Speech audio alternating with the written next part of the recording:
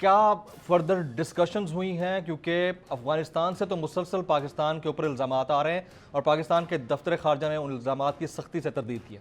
देखें, पहले तो जो वज़ीर आज़म साहब का जो दौरा है, ये दौरा पाकिस्तान के लिए जो सेंट्रल एशियन रियासतें हैं उनके लिए तजारत के हवाले से एक नया रास्ता खोल रहा है। चाहे वो कनेक्टिविटी के हवाले से हो, चाहे वो पाकिस्तान की एक्सपोर्ट्स को बढ़ाने के हवाले से हो। और आपके इल्म में होना चाहिए 150 से ज़ायद बिजनेसमैन जो है वो पाकिस्तान से वहाँ ताशकंद तशरीफ़ लेकर गए हुए हैं। प्राइम मिनिस्टर के वफद का वो हिस्सा हैं जी। और कल रात वज़ीर आज़म साहब ने ना सिर्फ वहाँ के जो बिज़नेस कम्युनिटी है उनके साथ इंटरेक्ट किया, बल्कि जो पाकिस्तानी बिज़नेस कम्युनिटी है उनके साथ भी इंटरेक्ट किया और बड़ा वालहाना और गर्म जोशी के साथ वज़ीर आज़म इमरान खान का जो है वो इस्तकबाल किया गया। अनप्रेसिडेंटेड था, जिस तरीके से सदारती महल के अंदर जो है उनको एक ऑनर दी गई। अब आ जाएँ जो हमारा आज का जो कॉन्फ्रेंस का जो हमारा दूसरा रोज़ के हवाले से, आज उनकी मुलाकात अफ़गान सदर के साथ भी हुई है और आपके इल्म में है कि अफ़गानिस्तान के अंदर अमन के हवाले से पाकिस्तान ने बेशुमार कोशिशें की हैं। तालिबान को मुज़ाकरात की टेबल के ऊपर लाने में पाकिस्तान ने एक बड़ा अहम किरदार अदा बड़ा किया किरदार है। और ये वही अमेरिका है जो पहले हल का तलाश जो है वो जंग के ज़रिए ढूंढ रहा था,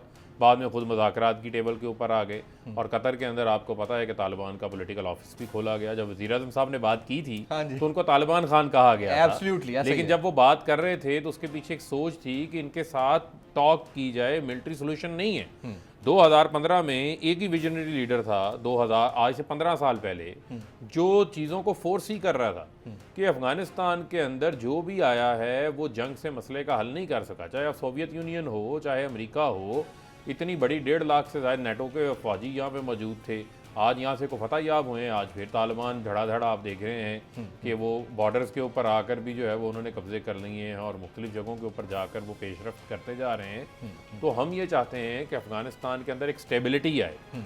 जो इल्ज़ामात के हवाले से पाकिस्तान के ऊपर बात की जाती उनके है, नायब सदर ने भी लगाया, सदर ने भी लगाया। जो पाकिस्तान के ऊपर इल्ज़ामात के ऊपर बात की जाती है, ये मैं समझता हूँ तंग नज़री है और वो उनको इसके शायद पीछे इंडिया हो सकता है।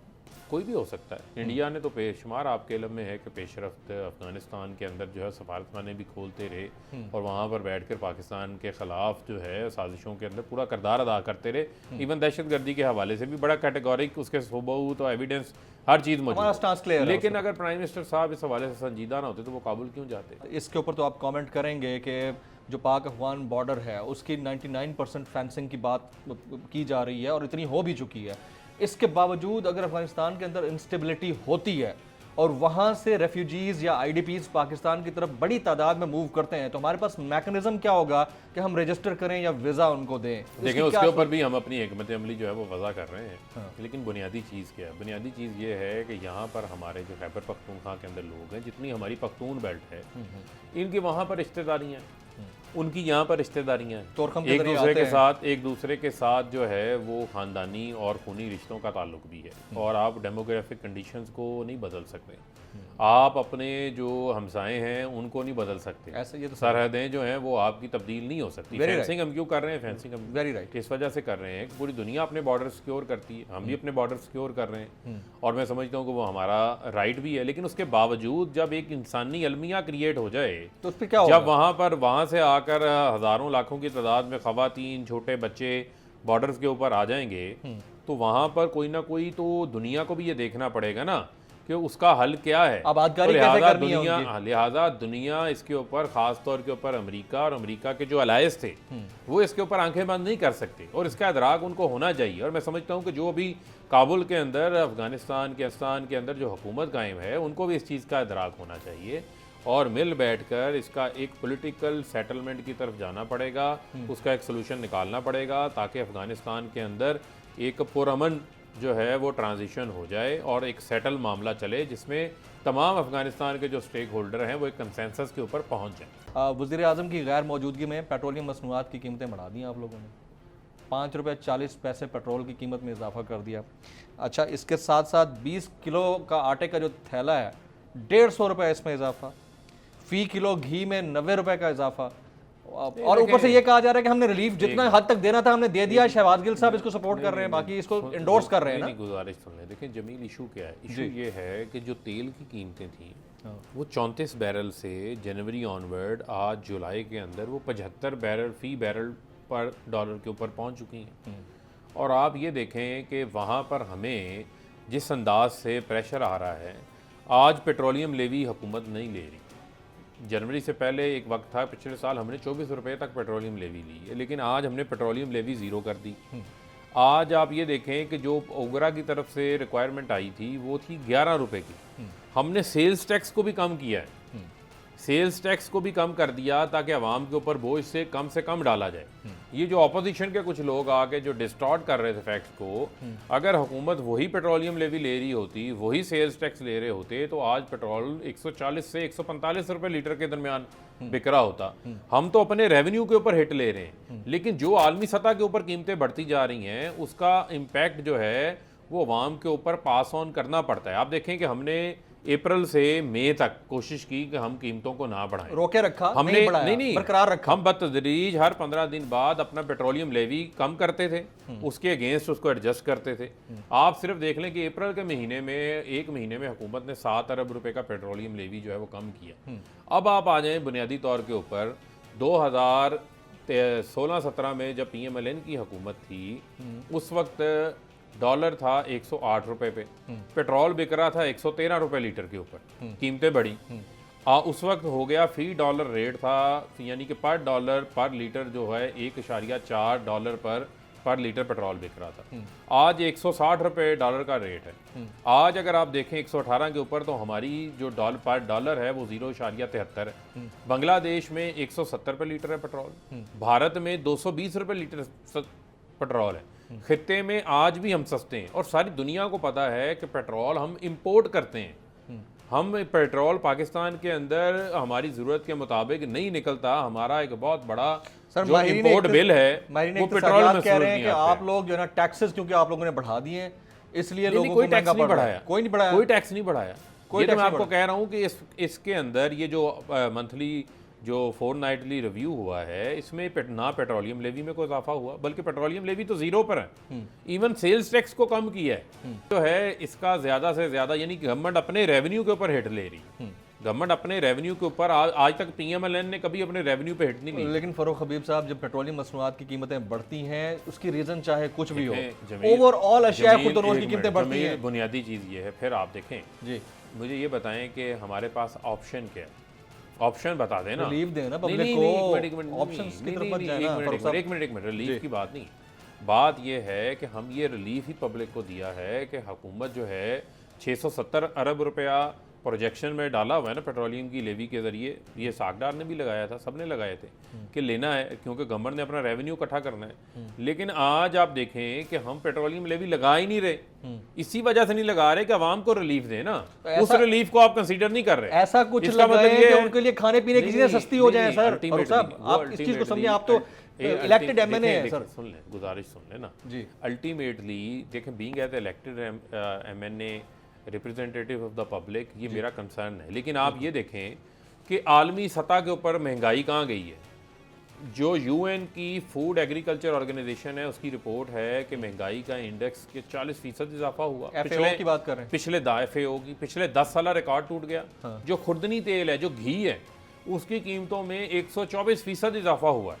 इतनी बड़ी तादाद के अंदर इजाफा हुआ, उसके बावजूद पाकिस्तान कोशिश ये कर रहा है कि जो हम नेशनल एग्रीकल्चर ट्रांसफॉर्मेशन प्लान लेकर आए हैं, जो हम ज़राअत से फूड सिक्योरिटी की तरफ जा रहे हैं, हमारी कोशिश है जो 70% दालें हम ऑस्ट्रेलिया, अमेरिका, बाकी ममालिक से इंपोर्ट करते हैं, वो पाकिस्तान के अंदर पैदा की जाएं।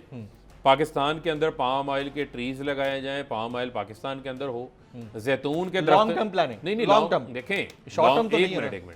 एक मिनट जमील, बात सुने। जो आज फैसला होगा, जो आज मंसूबा होगा, आइंदा आने वाले सालों में अवाम ही उसकी बेनिफिशियरी होगी। अगर एक मिनट सुन लें, अगर यही फैसले हमारे से आने से पहले वाली हुकूमतें 5 साल 10 साल पहले ले ली होती, तो आज हमें इस महंगाई के तूफान का सामना ना होता। ये भी एक सच है, और कड़वा सच है, जिसको ऑपोजिशन सुनने को तैयार नहीं है, क्योंकि उन्होंने एग्रीकल्चर के ऊपर पिछले 30 सालों में तवज्जो ही कोई नहीं दी।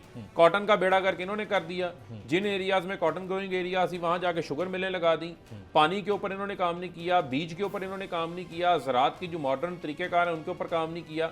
आज वज़ीर आज़म इमरान खान जो है वो ट्रैक्टर के ऊपर भी सब्सिडी दे रहे हैं। कामयाब पाकिस्तान स्कीम लेकर जो हम आ रहे हैं, 40 से 60 लाख खानदानों को गुर्बत से निकालने का पाकिस्तान की तारीख में पहली बार एक हिकमत अमली वज़ा की गई है।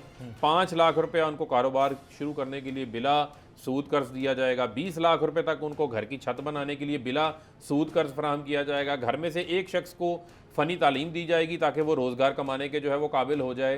फ़ी फसल के ऊपर 1.5 लाख रुपया बिला सूद जो है वो किसान को कर्ज फराहम किया जाएगा। और इसके लिए हमने पूरा प्लान बना लिया है। माइक्रो फाइनेंसिंग की कंपनीज़ को साथ लेकर आ रहे हैं। जो हमारे पास गुर्बत सर्वे का जो हमारा डेटा है 40 लाख ख़ानदानों का, जिसमें नादरा और बड़ा ट्रांसपेरेंट डेटा है, उस डेटा के ऊपर हम काम करने लगे हैं। तो मैं समझता हूँ कि पहली बार गरीब आदमी को कतई गुर्बत से निकालने का जो है प्लान बनाया गया। और यहाँ पर फोकस है, ये बात कभी आपने, यहाँ पर फोकस है, ये बात कभी आपने अपने यहाँ हल्के के पर गरीब आदमी से जाकर की है, डिस्कस की है? सुन लें, गुजारिश सुन लें। यहाँ पर फोकस ये है कि हमने लोगों की आमदन में भी इजाफा करना है। अब आमदन में 2 तरीकों से इजाफा हुआ है, ये भी जरा गुजारिश सुन जी। एक जो हमने 1100 अरब रुपया किसान को इजाफी दिया, 500 अरब रुपया गंदम के किसान को इजाफी मिला, 100 अरब रुपया किसान के गन्ने के किसान को इजाफी मिला। ये वेल्थ साइकिल है। जब किसान की जेब में पैसा आता है वो शहरों में आकर पैसा खर्च करता है, तो लोगों की दौलत में इजाफा होता है। दूसरा, जो 4500 अरब रुपए से जायद फॉरेन रेमिटेंसेज बाहर से आई हैं, यानी कि 29.4 बिलियन डॉलर की फॉरेन रेमिटेंसेज आई हैं। ये रिकॉर्ड रेमिटेंसेज हैं। ये डॉलर्स भी आकर जो आप प्यारों को आप अपना पैसे भेजते हैं, 90% वो पैसा आया है जो $500 या $500 से कम है, जो बाहर से ओवरसीज पाकिस्तान रेमिटेंसेज वाले मामले पे तो सलाम पेश करने को दिल करता है, उसमें तो कोई शक नहीं है। वो तो जो रेमिटेंसेज डॉलर्स हैं, ये लोगों के पास आकर ट्रांसफर होता है रुपए में, और वो रुपया भी लोग खर्च करते हैं। तो हमारा पर कैपिटा इनकम 1,86,000 से 2,46,000 के ऊपर गई है। इसको हमने मजीद इजाफा करना है लोगों की कुव्वत खरीद में। जब प्राइम मिनिस्टर साहब वेल्थ क्रिएशन की बात करते हैं, आप देखें कंस्ट्रक्शन का सेक्टर फुल बूम के ऊपर चल रहा है। प्राइम मिनिस्टर साहब जो है वो नई इंडस्ट्रियलाइजेशन की तरफ जा रहे हैं। इसका फ़ायदा क्या होगा? रोज़गार पैदा होगा। इसका फ़ायदा ये होगा वेल्थ क्रिएशन होगी। वेल्थ क्रिएशन होगी तो टैक्स का नेट बढ़ेगा हमारा। तो हमारी इकोनॉमी बिल्कुल वक्ती तौर पे मसाइल हैं, लेकिन हमारी इकोनॉमी राइट डायरेक्शन पे जा रही है। 300 रुपए दिहाड़ी कमाता है, उसके लिए 90 रुपए किसी चीज में इजाफा कितना ज्यादा? आज जमील, आज सुन लें, गुजारिश सुन लें, आप एक मिनट गुजारिश सुन लें। इस बजट में हमने कम से कम उजरत 20,000 रुपए कर दी है, बढ़ाई है। सुन लें, जो आप 300 रुपए दिहाड़ी वाला कह रहे हैं, अब 300 रुपए दिहाड़ी किसी जगह पे नहीं है। अपनी जो है वो फैक्ट की चेक करें। आपको मैं बताता हूँ, जो आप एक मजदूर है ना, जो किसी जगह के ऊपर बिल्डिंग बनाने में हेल्पर के तौर पे काम कर रहा है, उसकी दिहाड़ी भी डेली की 1000 से 1200 रुपए की है। जो मिस्त्री जिसको काम आता है, फुटपाथ पे निकल के पूछें जो हुनरमंद है, ये मैं आपको किसी दिन साथ ले जाऊंगा। बिल्कुल चलेंगे। जो हुनरमंद है, सुन लेना, 2 एक सवाल रह गया, सुन लेना। जो हुनरमंद है, वो जो मिस्त्री जिसको बोलते हैं, उसकी 1500 से 2000 है। आप चले जाएं ये इस पे ब्लू एरिया पे, मैं आपको साथ ले जाऊंगा। नहीं, ये ब्लू एरिया पे कितनी कंस्ट्रक्शन हो रही है, आप चले जाएं, आप चेक कर लें। जो पेंट करने वाला है, रंग करने वाला है, जो तरखान है, जिसको काम आता है, जो हुनरमंद है, उसकी 150 रुपए दिहाड़ी नहीं है, 150 200। मैं आपको किसी दिन मिलवाऊंगा, आपको मिलवा दूंगा। फैक्ट्स नहीं सर, मैं आपको वहां प्रैक्टिकली ले जाऊंगा। सब्सक्राइब करें और बेल दबाएं ताकि कोई खबर रह न जाए।